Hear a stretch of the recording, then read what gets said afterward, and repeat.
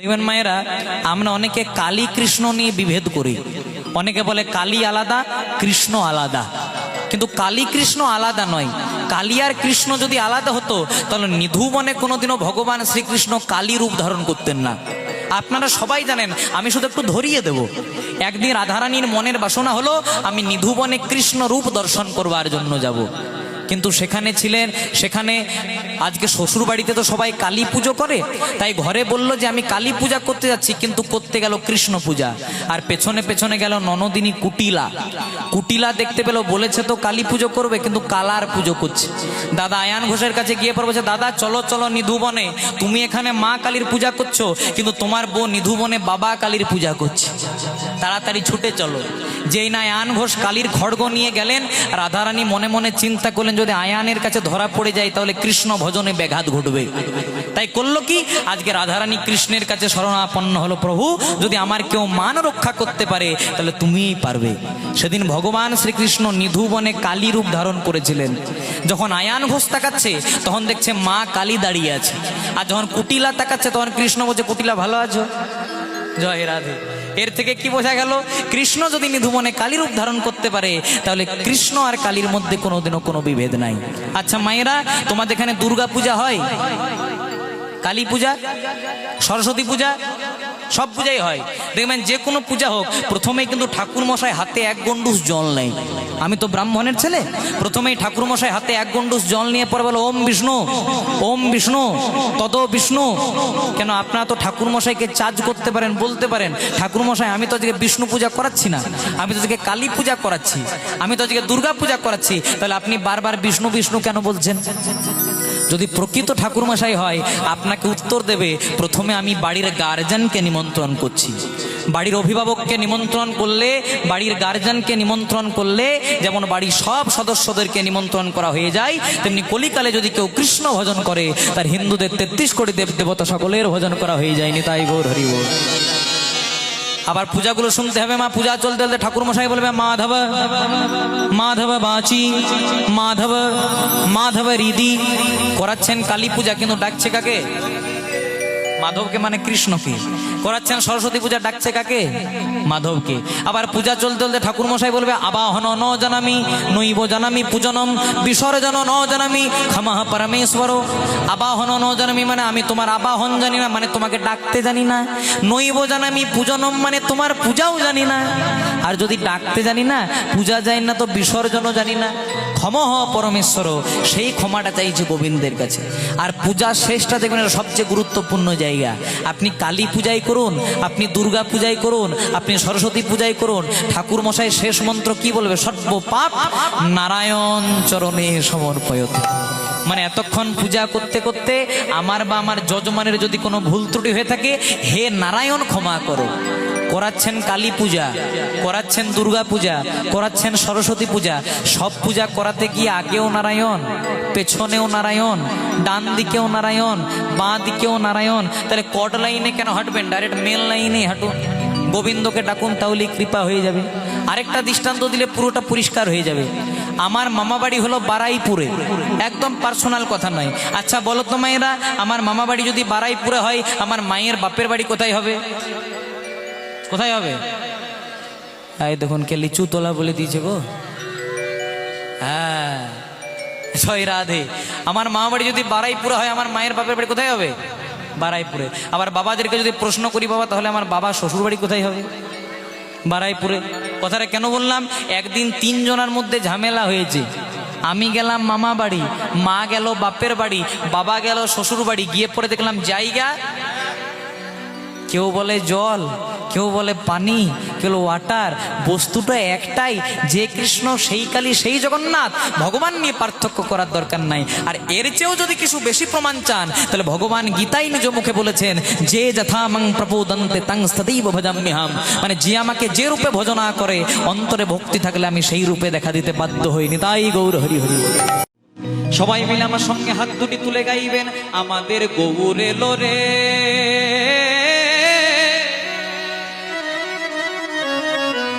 এই সোনার নদিয়ায় মায়েরা উলুধ্বনি। হরির ধ্বনি নিতাই গৌর হরি হরি বল, শব্দ শোনা যায় আমাদের গৌর। গৌর এলো রে, ওই না সোনার নদিয়া, ধ্বনি হরির ধ্বনি শব্দ শোনা যায় আমাদের গৌর এলো রে, আমাদের গৌর এলো রে, সোনার নদিয়ায় বলু ধ্বনি হরির ধ্বনি শব্দ শোনা যায় আমাদের গৌর এলো রে। গৌর এলো রে, সোনার নদিয়া, হরির ধ্বনি হরির ধ্বনি শব্দ শোনা যায় আমাদের গৌর এলো রে। নিতাই গৌর সংকীর্তনে নেচে নেচে যায়, ওগো নিতাই গৌর সংকীর্তনে নেচে নেচে যায়, হরি নামে কৃষ্ণ নামে জগৎ মাতা, হরি নামে কৃষ্ণ নামে জগৎ মাতায়। একটু হাতগুলো তোলা যাবে? যত অ্যান্টিনা তুলবেন তত ধ্বনি হরির ধ্বনি শব্দ শোনা যায় আমাদের গৌর এলো রে। তাই গৌর হরি বল। গৌর এলো রে, সোনার নদিয়া, হরি ধ্বনি উলুর ধ্বনি শব্দ শোনা যায় রে। সোনার নদিয়ায় উলুধ্বনি হরির ধ্বনি শব্দ শোনা যায় আমাদের গৌর এলো রে। গৌর এলো রে, সোনার নদিয়া, উলুর ধ্বনি হরির ধ্বনি শব্দ শোনা যায় আমাদের গৌর এলো রে। হরি নামে কৃষ্ণ নামে জগৎ মাতায়, ওগো হরি নামে কৃষ্ণ নামে জগৎ মাতায়, শান্তিপুর ডুবু ডুবু নদে ভেসে যায়, ওই শান্তিপুর ডুবো ডুবো নদে ভেসে যায় আমাদের নিতাই এলো রে, গৌর এলো রে, সোনার নদিয়ায় উলুধ্বনি হরির ধ্বনি শব্দ শোনা যায় আমাদের গৌর এলো রে। তাই গৌর হরি হরি বল। আচ্ছা মায়েরা বলো তো, কৃষ্ণ কেমন দেখতে? কৃষ্ণের গায়ের রং কেমন? কালো, নীল, আর বাকি আছে কি? না না বলে দেন। শ্যাম বর্ণ। জয় রাধে। আপনাদের আশীর্বাদে আমি অনেক ছোট থেকে কীর্তন গাইছি, আপনারা দেখেছেন। দেশ বিদেশে বহু জায়গায় কীর্তন করেছি, কিন্তু ভগবানকে দেখবার সৌভাগ্য আমার হয় নাই। আপনারা হয়তো দেখেছেন, তাই কেউ বলছেন নীল কালো, কেউ বলছেন সাদা। ভগবান কেমন দেখতে জানেন? ভাগবত সিদ্ধান্ত দিল, কোটি সূর্যকে একত্রিত করলে যেটা জ্যোতি উৎপন্ন হবে সেটা কৃষ্ণের এক কোণা মাত্র। একটা সূর্যের দিকে তাকালে কি হয়? অন্ধকার দেখতে পাবে। তাহলে কোটি সূর্যের দিকে তাকালে আরো অন্ধকার। অনেকদিন ছেলের একটু বয়স হয়েছে, 21, 22, 23 বছর বয়স হয়েছে, মা বাবা মনে মনে চিন্তা করছে বিয়েটা দিয়ে দিই। জয় রাধে, বুঝলেন তো? এবার বাবা মার হাত ধরে ছেলে গেছে পাত্রী দেখতে।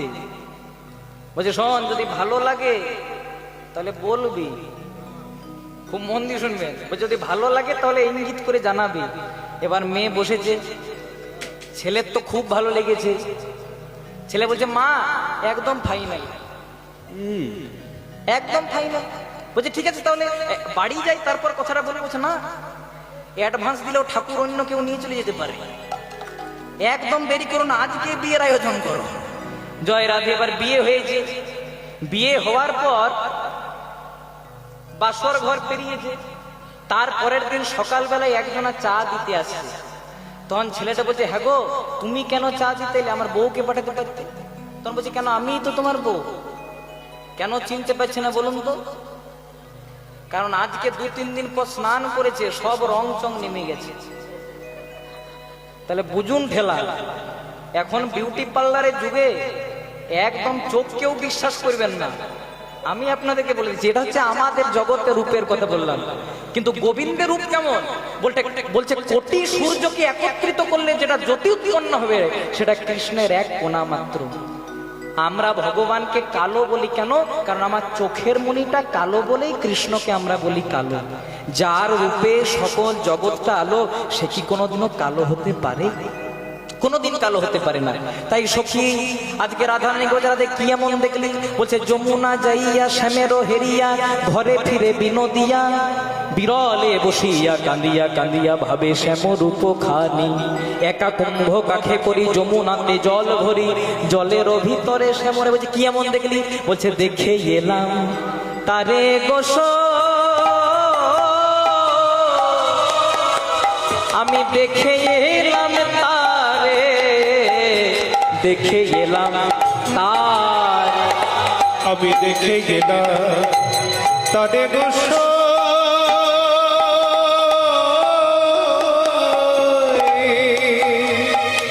আমি দেখে গেলাম তারে, দেখে গেলাম তারে। বলে দেখে এলাম তারে গোস, দেখে এলাম তারে, দেখে এলাম তার, আমি দেখে এলাম তারে রে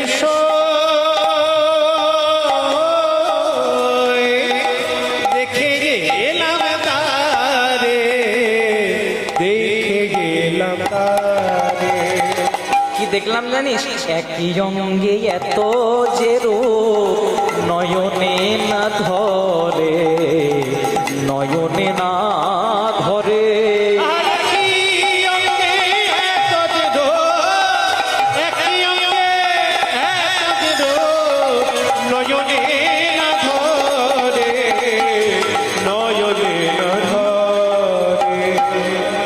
একই অঙ্গে এত যে রূপ, নয়নে না ধরে, নয়নে না ধরে। একই অঙ্গে এত যেন নয়নে না ধরে, নয়নে না ধরে। দেখে এলাম তারে গোসই, দেখে এলাম তারে, এক অঙ্গে এত যে রূপ নয়নে না ধরে। তখন সখীরা বলছে ওরা কি দেখলি? বলছে দেখেছে আমার নয়ন আর বলবে আমার বদন। যদি নয়নে দেখতো আর নয়নেই যদি বলতে পারতো, সঠিক ব্যাখ্যা দিতে পারতো, কিন্তু দেখেছে আমার নয়ন আর বলবে আমার বদন, কতটুকু বলবো? তাও কি দেখলাম জানিস? বলছে বেঁধেছে বিনোদ চূড়া,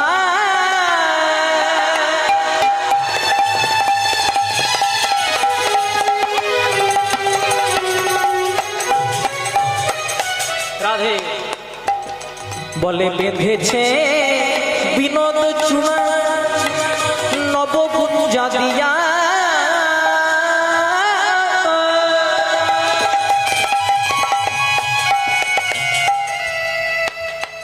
আবার তাহাতে ময়ূরের পাখা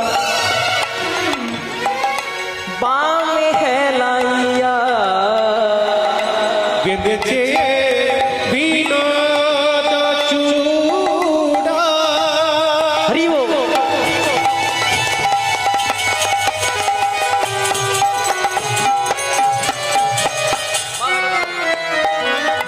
নবকুঞ্জ দিয়া,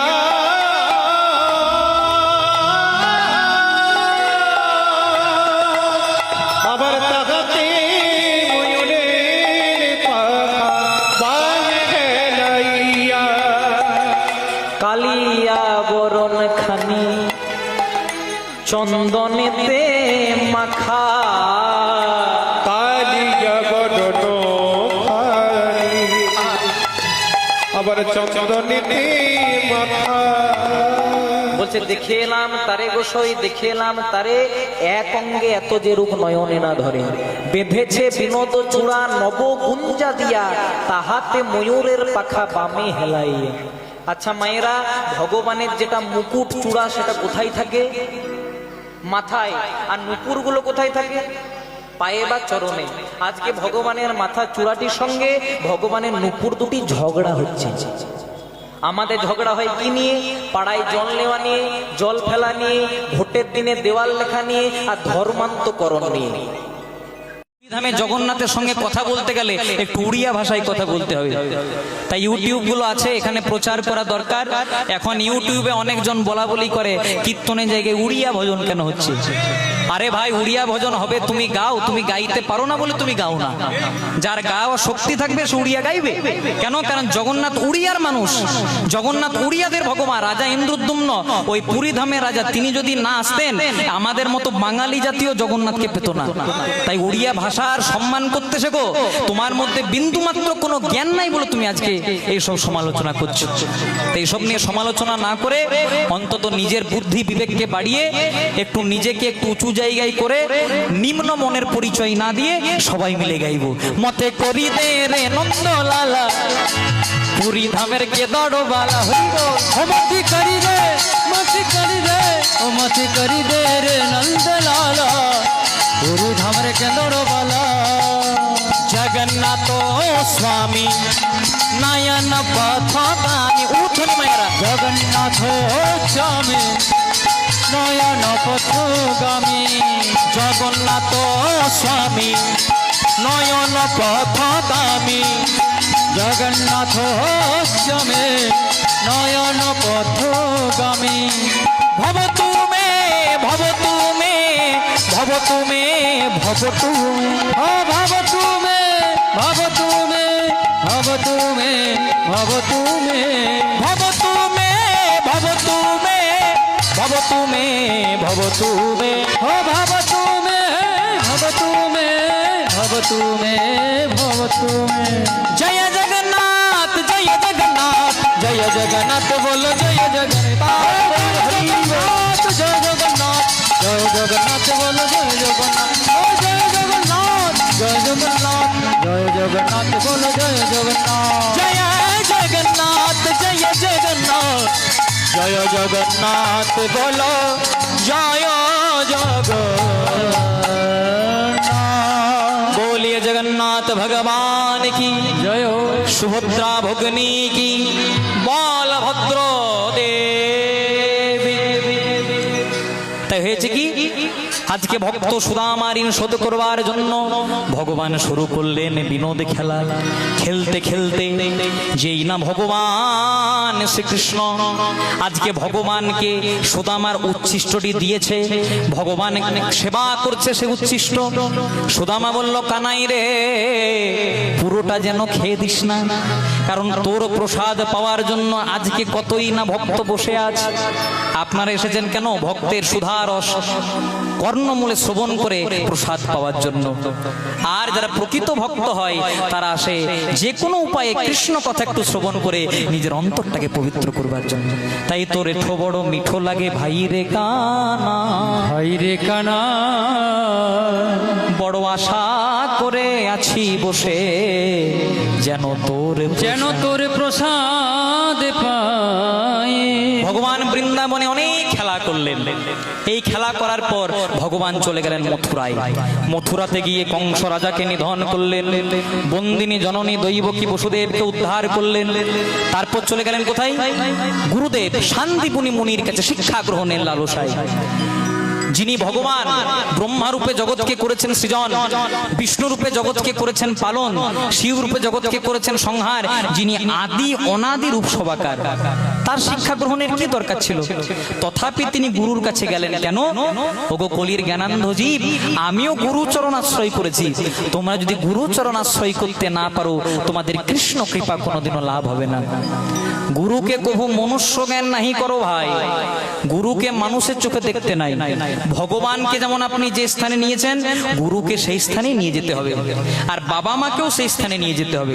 কারণ যে বাবা মা এত কষ্ট করে সংসারের আলো দেখালো, যে বাবা মা আমাদেরকে এত কষ্ট করে বড় করলো, সে বাবা মায়ের চরণে যদি আমরা প্রণাম করতে ভুলে যাই আমাদের কৃষ্ণ কৃপা কোনোদিনও লাভ হবে না। এবার এখনকার দিনে দেখা যায় শ্রাবণ মাসে শিবের মাথায় জল ঢালতে যাচ্ছে, অথচ বাবা মাকে গালি মন্দ করছে। শ্রাবণ মাসে শিবের মাথায় জল ঢালতে যাচ্ছে, অথচ বাবা মাকে গোয়াল ঘরে রেখে দিয়ে আসছে। এ করলে কৃষ্ণ কৃপা হবে না। প্রথমে বাবা মায়ের চরণে প্রণাম করো, তারপর কৃষ্ণ কৃপা হবে। কারণ আপনি বাবা মাকে দেখলেন না, ভগবানকে পূজা করলেন। ভগবান বলল, হ্যাঁ রে বাবা, যে মা 10 মাস 10 দিন গর্ভে রাখলো তাকে ছেড়ে দিলি, কি এমন গ্যারান্টি আছে যে পরে আমাকে ছেড়ে দিবি না? তাই প্রথমে বাবা মায়ের চরণে প্রণাম করতে হয়। তাই দেখবেন আপনাদের এদিকে নিয়মটা আছে কিনা জানি না, আমাদের ওই দিকে আছে। বাবা মা যখন মারা যায় বা ঘরের যদি কেউ মারা যায়, তেমন ঘাটে একটা বেনা গাছ পোতা হয়। আপনাদের আছে? আপনাদের এদিকে নাই। আর ওই বেনা গাছে যখন স্নান করতে যাই তখন যেটা খেতে ভালোবাসতো সেটা দিয়ে দেওয়া হয়, মানে উৎসর্গ করা হয়। তেমনি আমার পাশের বাড়িতে একজন মারা গেছে, ওই বেনা গাছ পুঁতেছে আর প্রত্যেক দিন 1 কেজি করে মিষ্টি দিয়ে যায়। আমি বললাম মিষ্টি কেন দিচ্ছ ভাই? বলছে বাবা খেতে ভালোবাসতো, মা খেতে ভালোবাসতো। বাবা মাকে আপনি বেঁচে থাকতে থাকতে বাবা মা বলতে পারলেন না, আর লোক দেখানি করে 1 কেজি যতই মিষ্টি দেন, লোক দেখানি করে কোনোদিনও বাবা মায়ের উপর যতই ভক্তি নিবেদন করুন, কৃষ্ণ কৃপা কোনোদিনও পাওয়া যাবে না।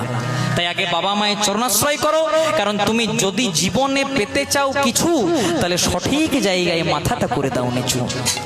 যিনি প্রকৃত বৈষ্ণব হবেন, যিনি প্রকৃত ভক্ত হবেন, তার আচরণ কেমন হবে? তৃণাদপি শুনিছেন তার উরিবা সহিষ্ণু না অমানেন মানদেন কীর্তনীয় সদা হরি। আপনি যার কাছে হরি কথা শুনছেন তার আচরণেই সেই রকম নাই, অথচ আপনি তার কাছে হরি কথা শুনছেন। কীর্তন বড় সেনসিটিভ জিনিস। এখনই আপনারা আমার কাছে কীর্তন শুনছেন, আমার মধ্যে যদি কোনো গলদ ভাব থাকে সেটা আপনাদের মধ্যেও আসবে। আবার যদি এখনই হইতে পারে, আপনাদের এখনই কৃপা হয়ে যেতে পারে, এটা ভগবানের উপর নির্ভর। তাই কীর্তন শোনো গিয়ে, ভাগবত শোনো গিয়ে বৈষ্ণবের মুখে, যারা প্রকৃত হরি কথা বলে তাদের কাছে কীর্তন শোনা দরকার। অনেক ভাগ্যের ফলে বৈষ্ণব আসিয়া মেলে, আসিয়া মেলে ঘরে হয় বৈষ্ণব সেবা, বৈষ্ণব সেবা না দিয়ে বৈষ্ণব সেবা, বৈষ্ণব সেবা উদ্ধার পেয়েছে কেবা, পেয়েছে কেবা তার সাক্ষী মহাভারতের যুধিষ্ঠির। তাই প্রথমে বাবা মায়ের চরণে প্রণাম, আগে নিচু হও, শিখতে হয় মাথা নিচু করে, উত্তর দিতে হয় মাথা উঁচু করে। এর প্রমাণ আমরা পাইনি রামায়ণে। রামায়ণে ব্রহ্মা একদিন, আজকে রাবণ একদিন ব্রহ্মা তপস্যা করছে। রাবণ, যে রাবণকে রাম হত্যা করেছিলেন, বধ করেছিলেন, রাবণ ব্রহ্মা তপস্যা করছে। ব্রহ্মা সন্তুষ্ট হয়ে গেল। রাবণ কি চাও? বলছে আমার অমরত্ব চাই। ব্রহ্মা বলছে এত বড় ডিগ্রি আমার কাছে নাই, তোমাকে দেবো কি করে? আগে আমার কাছে এই ডিগ্রিটা থাকতে হবে, তবে তো তোমাকে দেবো। তাহলে ভালো থেকে একটা কিছু আশীর্বাদ করুন। শোনো, তোমাকে আশীর্বাদ করলাম, তোমার মাথা থেকে পা পর্যন্ত যে কোনো জায়গায় আঘাত করবে তুমি মরবে না, কিন্তু তোমার নাভি মূলের মধ্যে একটা অমৃত কুণ্ড দিয়ে দিলাম, ওখানে যদি কেউ আঘাত করতে পারে তবে তুমি মরবে। এবার কেউ যদি ভালো রেজাল্ট করে, দেখবেন যতক্ষণ না 2-3 জনাকে বলে ততক্ষণ শান্তি হয় না। জয় রাধে। রাবণ মনে মনে চিন্তা করলো, ভালো রেজাল্ট করেছি, কাউকে তো বলতে হবে। বললো কাকে? আপনার সবাই নাম জানেন, ঘর শত্রু বিভীষণ। বিভীষণকে বলছে ভাই রে, ব্রহ্মা তপস্যা করেছিলাম, ব্রহ্মা সন্তুষ্ট হয়ে গেছে, ব্রহ্মা আশীর্বাদ করেছে, মাথা থেকে পা পর্যন্ত যে কোনো জায়গায় আঘাত করবে মরবো না, নাভি মূলের মধ্যে অমৃত কুণ্ড দিয়ে দিলাম, ওখানে যদি আঘাত করতে পারে তবে মরবো। এবার যেই না কিছুদিন পেরিয়ে গেল, আজকে শুরু হলো রামায়ণের যুদ্ধ, লঙ্কার যুদ্ধ। বিভীষণ হয়ে গেল কার দিকে? রামের দিকে।